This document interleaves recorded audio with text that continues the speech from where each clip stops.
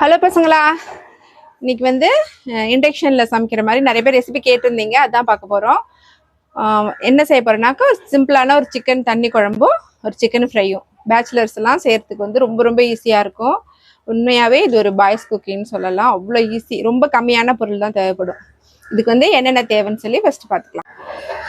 நான் வந்து 1.5 kilo chicken எடுத்திருக்கேன். குழம்புக்கு வறுவலுக்கு ரெண்டுத்துக்கும் சேர்த்து தான். இது வந்து நல்லா கழுவி வச்சுக்கணும். அடுத்தது இஞ்சி பூண்டு பேஸ்ட்டு, உப்பு, தூளில் வந்து மஞ்சத்தூள், இது வந்து எல்லாம் சேர்த்து அரைச்ச குழம்பு மிளகாத்தூள், மிளகா மல்லி இதெல்லாம் சேர்த்து அரைச்சது. இல்லைனாக்கா நீங்கள் மல்லித்தூள் தனியாக மிளகாத்தூள் தனியாக எடுத்துக்கோங்க. அப்புறம் கொஞ்சோண்டு கரம் மசாலா. இது இல்லாமல் பெப்பர் வந்து எந்த சிக்கன் செஞ்சாலும் சரி, நீங்கள் கொஞ்சம் பெப்பரை வந்து பவுடர் பண்ணி போட்டுக்கோங்க. அப்புறம் எண்ணெய் வேணும். அடுத்தது வந்து வெங்காயம், தக்காளி. இப்போ வந்து 1.5 கிலோ சிக்கனுக்கு நான் 3 வெங்காயம் எடுத்திருக்கேன். 1/2 கிலோ சிக்கனுக்கு வந்து நீங்கள் 1 வெங்காயம் அந்த மாதிரி கணக்கு வச்சுக்கோங்க. 3 தக்காளி, 3 வெங்காயம் எடுத்திருக்கேன். பச்சை மிளகா, அப்புறம் கருவேப்பிலை, மல்லி, இதெல்லாம் நம்ம இஷ்டம்தான். இது மட்டும்தான் தேவை.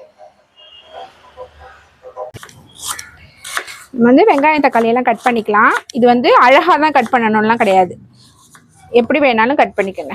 நம்ம எல்லாத்தையுமே குக்கரில் தான் வைக்க போகிறோம். ஆனால் ஈவனாக ஒரே சைஸாக மட்டும். சின்னதாக கட் பண்ணால் எல்லாமே சின்னதாக கட் பண்ணிக்கோங்க, பெருசாக கட் பண்ணால் எல்லாமே பெருசாக கட் பண்ணிக்கோங்க. அதுக்கப்புறம் எப்போவுமே சிக்கன் குழம்புக்கு வந்து வெங்காயம் நிறைய போட்டிங்கனாக்கா டேஸ்ட் நல்லாயிருக்கும். ஃபஸ்ட்டு வந்து ஒரு குக்கர் வச்சுருங்க. இண்டக்ஷனில் வைக்கிறதுக்கு வந்து நீங்கள் இந்த மாதிரி எவர் சில்வர் குக்கர் வைக்கிறத விட ஹார்ட் அனோடைஸ்டு குக்கர்னு இருக்கும். அதுவும் வந்து இண்டக்ஷனில் வைக்கிற மாதிரி ஃபீச்சர் இருக்கணும். அந்த மாதிரி குக்கரை நீங்கள் கேட்டு வாங்குங்க. அதில் வந்து அடி பிடிக்கிறதுக்கான வாய்ப்பே இருக்காது. இது குழம்பு தான் வைக்க போகிறோம். ஸோ குழம்பு கண்டிப்பாக அடி பிடிக்க போகிறதில்ல. அதனால் நான் வந்து எஸ்எஸ் குக்கர் யூஸ் பண்ணுறேன். இப்போ வந்து நம்ம கொஞ்சமாக எண்ணெய் ஊற்றிக்கோங்க, ரொம்ப வேண்டாம்.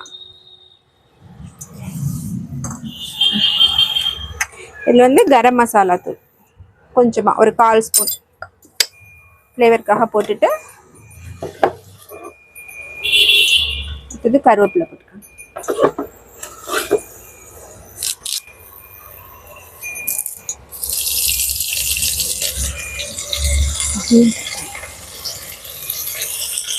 கருவேப்பிலை, அப்புறம் பச்சை மிளகா,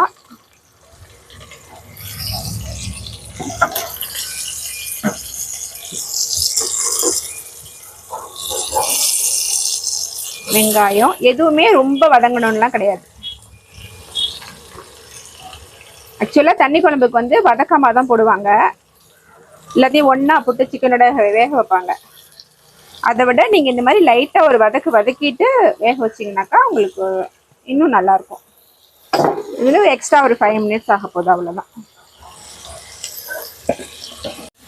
இண்டக்ஷன் ஹீட்டு பார்த்தீங்கன்னாக்கா ஒரு இண்டக்ஷன்லையும் வேறு மாதிரி இருக்கும். நான் வந்து மீடியமாக வச்சுருக்கேன். இப்போ 8 லைட் இருந்ததுன்னா நான் இப்போ 4 லைட் வச்சுருக்கேன். ஏன்னா ஒரு இண்டக்ஷன்லையும் ஒரு மாதிரி இருக்கும். பாருங்க, நான் ஒரு 1/2 கிலோவுக்கு 1 ஸ்பூன் அந்த அளவுக்கு போட்டிருக்கேன். அளவெல்லாம் நான் டிஸ்கிரிப்ஷனில் கொடுக்குறேன்.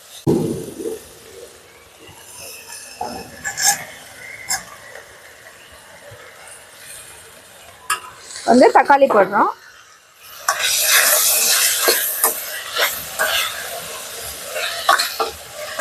எல்லாம் ஒரு நிமிஷம் வதக்குனா போதும், ரொம்ப போட்டு வதக்கணும்னு கிடையாது. இஞ்சி பூண்டு பேஸ்ட் போட்டுட்டு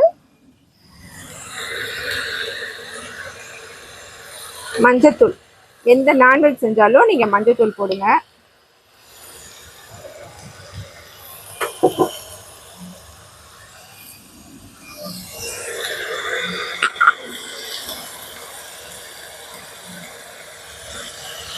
இது குழம்பு மிளகாத்தூள். எவ்வளோ காரம் தேவையோ நீங்கள் வந்து எவ்வளோ தூள் வேணுமோ நீங்கள் இப்பயே போட்டுக்கலாம். பத்தலைன்னா கூட கடைசியில் கொதிக்க வைப்போம், அப்போ போட்டுக்கலாம். எல்லாத்தையும் போட்டு லைட்டாக ஒரு கரெக்டு.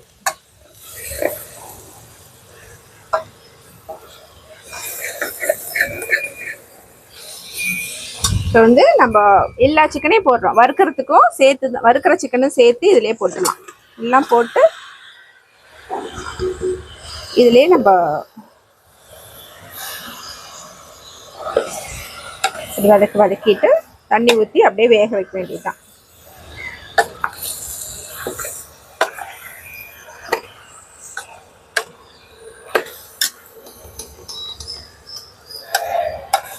இது எஸ்எஸ் குக்கருங்கிறதுனால கொஞ்சம் அடியில் பிடிக்குது. அதனால தான் சொன்னேன், நீங்கள் எப்போவுமே குக்கர் வாங்கும்போது இண்டக்ஷனில் சமைக்கிறதுக்கு ஹார்ட் அனோடைஸ்டு குக்கர் வாங்குங்க. ஹார்ட் அனோடைஸில் வந்து பேக் சைடு வந்து ஒரு மாதிரி டாட்டாக வச்சுருக்கோம். இண்டக்ஷன் பேஸ்ன்னு கேட்டு வாங்கினீங்கனாக்கா உங்களுக்கு வந்து குக்கிங் ரொம்ப ரொம்ப ஈஸியாக இருக்கும். நம்ம வந்து இப்போ இன்னும் தண்ணி ஊற்றலை, எல்லாத்தையும் சும்மா அப்படியே பெரட்டி விட்டுட்டு ஒரு 5 மினிட்ஸ் இதை வந்து விசில்லாம் போடக்கூடாது, சும்மா மூடி வைக்கணும். விசில் போடாமல் சும்மா அப்படி மூடி வச்சுருங்க. 5 மினிட்ஸ் வந்து மசாலா சிக்கன்லாம் ஒன்றா சேர்ந்து நல்ல ஃப்ளேவர் வரும். அதுக்கப்புறம் தான் நம்ம தண்ணி ஊற்றணும். பாருங்க 5 மினிட்ஸ் ஆயிடுச்சு, நல்ல ஃப்ளேவரும் வர ஆரம்பிச்சிருச்சு. இந்த ஸ்டேஜில் இன்னும் ஒரு வாட்டி இப்படி வேணும், தண்ணி ஊற்றலை கொஞ்சம் கூட.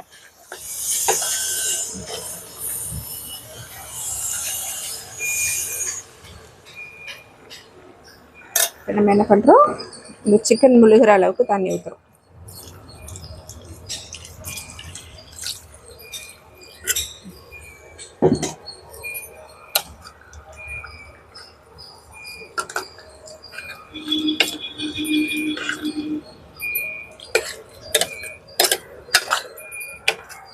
கிளைமேட் சூப்பராக இருக்குது, லைட்டாக வேற மழை தூரிட்டு இருக்கு.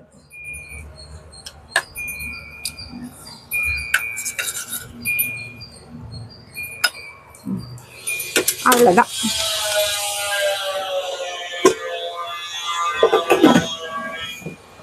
குக்கரை மூடி விசில் வச்சிடலாம். விசில் வச்சுட்டு ஒரு 2லேருந்து 3 விசில் விடுவோம். அடுப்பில் வைக்கிறதுனாக்கா கொஞ்சம் லேட்டாக விசில் வரும், அதனால உங்களுக்கு ஒரு 2 விசில்லே வெந்துடும். இண்டக்ஷனில் வந்து டக்கு டக்குன்னு வந்துட்டே இருக்கும், அதனால ஒரு 3லேருந்து 4 விசில் விட்டுக்கலாம். உங்கள் ஏரியா கறிக்கு தகுந்த மாதிரி வச்சுக்கோங்க. நான் வந்து 3 விசில் விட போகிறேன்.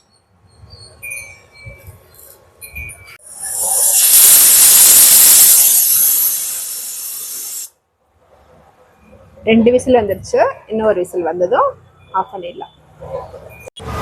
பாருங்க விசில் அடங்கிடுச்சு. ஃப்ரை பண்ண போகிற பீஸ் எல்லாம் மட்டும் நம்ம தனியாக ஒரு பாத்திரத்தில் போட்டு வச்சுக்கலாம்.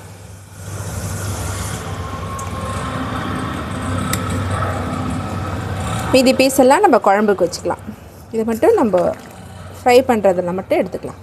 இப்போ வந்து நம்ம திருப்பி அடுப்பை வந்து ஆன் பண்ணிடலாம். வறுக்கிறதுக்கான கறி வந்து இந்த பவுலில் எடுத்து வச்சுட்டேன். மீதி கறியும் அந்த கறி வந்து தண்ணியும் தான், இதுதான் நம்ம வந்து குழம்பு வைக்க போகிறோம். இதுதான் தண்ணி குழம்பு, ரொம்ப ரொம்ப டேஸ்ட்டாக இருக்கும். நீங்கள் தேங்காயெலாம் அரைச்சி ஊற்ற வைக்கிறத விட இந்த குழம்பு வந்து அவ்வளோ டேஸ்ட்டாக இருக்கும். இப்போ வந்து தேவையான அளவு உப்பு போட்டுக்கலாம். கறி வேக வைக்கும் போது கொஞ்சம் உப்பு போட்டுக்கணும். இப்போ கொஞ்சம் உப்பு போட்டு இது வந்து ரொம்ப நேரம் கொதிக்க வைக்க வேண்டாம், ஒரு 2 மினிட்ஸ் நல்லா கொதிக்கட்டும். கொதித்ததும் கொத்தமல்லி தழை போட்டு இறக்கிடணும், அவ்வளோதான். இந்த குழம்பு வந்து ரெடி ஆகிடும். இதுதான் நம்ம வந்து வேக வச்சு எடுத்து வச்ச கறி. இதில் வந்து கொஞ்சோண்டு இஞ்சி பூண்டு பேஸ்ட், ரொம்ப ஏற்கனவே நம்ம இஞ்சி பூண்டு போட்டு தான் வேக வச்சுருக்கோம், அதனால் சும்மா கொஞ்சமாக ஒரே ஒரு டீஸ்பூன் அது மட்டும் போட்டுக்கோங்க.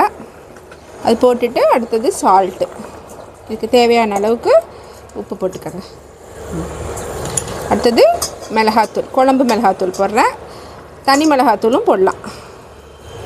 அடுத்தது வந்து எப்போ சிக்கன் செஞ்சாலும் சரி பெப்பர் போட்டுக்கோங்க. இது வந்து உங்கள் இஷ்டம்தான், பெப்பர் போட்டுக்கோங்க. இந்த குழம்புலையும் கொஞ்சமாக பெப்பர் பொடி போட்டுருவோம். பாருங்கள் குழம்பு வந்து 2 மினிட்ஸாக கொதிச்சிட்ருக்கு. ஒரு 1/2 ஸ்பூன் வந்து பெப்பர் போட்டேன். பெப்பர் போட்டுட்டு மல்லித்தலை போட்டு ஆஃப் பண்ணிட வேண்டியது தான். இவ்வளோ தான், எவ்வளோ ஈஸி பார்த்தீங்களா? இவ்வளோ தான் நம்மளோட சிக்கன் தண்ணி குழம்பு ரெடி. அடுத்தது நம்ம வந்து ஃப்ரை ரெடி பண்ணுவோம். பாருங்கள் இது வந்து இண்டக்ஷன் வைக்கிறதுக்குனே நான் வந்து இந்த எண்ணெய் சட்டி வாங்கினேன், அமேசான் சாலிமோ பிராண்டு.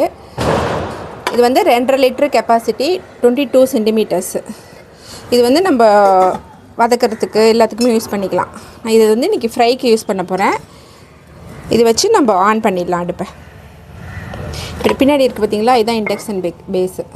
650 rupees இருக்கிறதுலே இதுதான் உங்களுக்கு வந்து ரொம்ப சீப்பாகவும் கிடச்சிச்சு. நீங்கள் வந்து ட்ரைப்ளையில் ஃப்ரையெல்லாம் பண்ணிங்கனாக்கா உங்களுக்கு அந்த அளவுக்கு செட் ஆகாது. அதனால் நீங்கள் கண்டிப்பாக ஒரு ஹார்ட் அனோடைஸ்டு, இது வந்து நான்ஸ்டிக் கிடையாது, ஹார்ட் அனோடைஸ்டு வாங்கி வச்சுக்கோங்க. இப்போ நம்ம வந்து இதை ஆன் பண்ணிடலாம். Deep fry.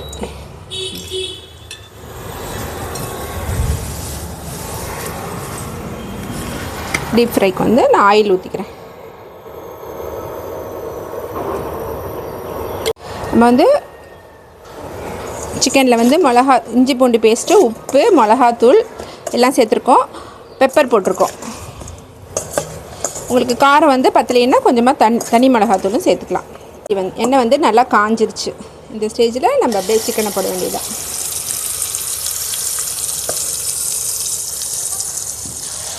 நம்ம சிக்கன் 65 மாதிரி ரொம்ப நேரம்லாம் வறுக்கணும்னு அவசியம் கிடையாது. டக்கு டக்குன்னு வேலை முடிஞ்சிடும்.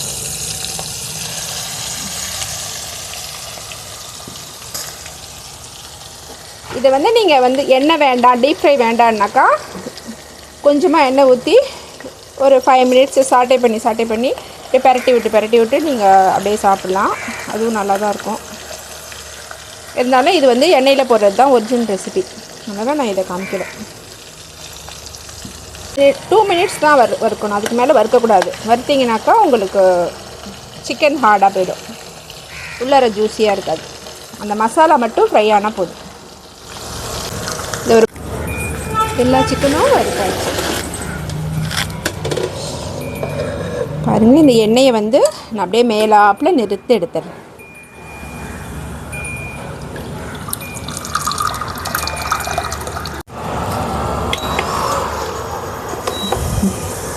இப்போ வந்து இந்த எண்ணெய் சட்டியில் மசாலா ஒட்டிட்டு பார்த்தீங்களா,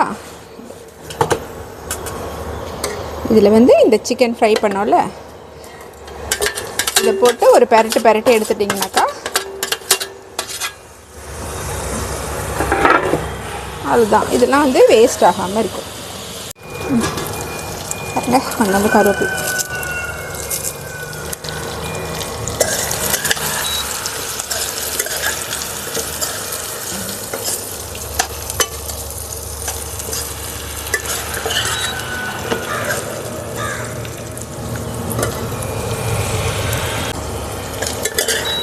அவ்வளோதான். 1 minute போட்டு நல்லா பெரட்டி எடுத்தாச்சு. ஓகே, அவ்வளோதான். Chicken fry ready. பாருங்கள் பசங்களா, எவ்வளோ சிம்பிளாக ஒரு சிக்கன் ஃப்ரையும் ஒரு சிக்கன் கிரேவியும் வச்சிட்டோம். ரொம்ப ரொம்ப ஈஸி. நம்ம இண்டக்ஷன்லேயே சமைச்சிட்டோம். எவ்வளோ ஈஸியான ரெசிபி பார்த்தீங்களா? கண்டிப்பாக செஞ்சு பார்ப்பீங்கன்னு நம்புகிறேன். இது வந்து உங்களுக்கு ரைஸ்க்கு மட்டும் கிடையாது, தோசை இட்லிக்கும் இந்த குழம்பு ரொம்ப நல்லாயிருக்கும். சப்பாத்தி பூரி கூட நீங்கள் தொட்டுட்டு சாப்பிட்லாம். இந்த மாதிரி டெரஸ் கார்டனில் சமைக்கிறது வந்து சமைச்ச ஃபீலிங்கே இல்லை, ரொம்ப என்ஜாய் பண்ணி சமைச்சேன். நீங்களும் சந்தோஷமாக சமைச்சு சாப்பிடுங்க. Happy cooking.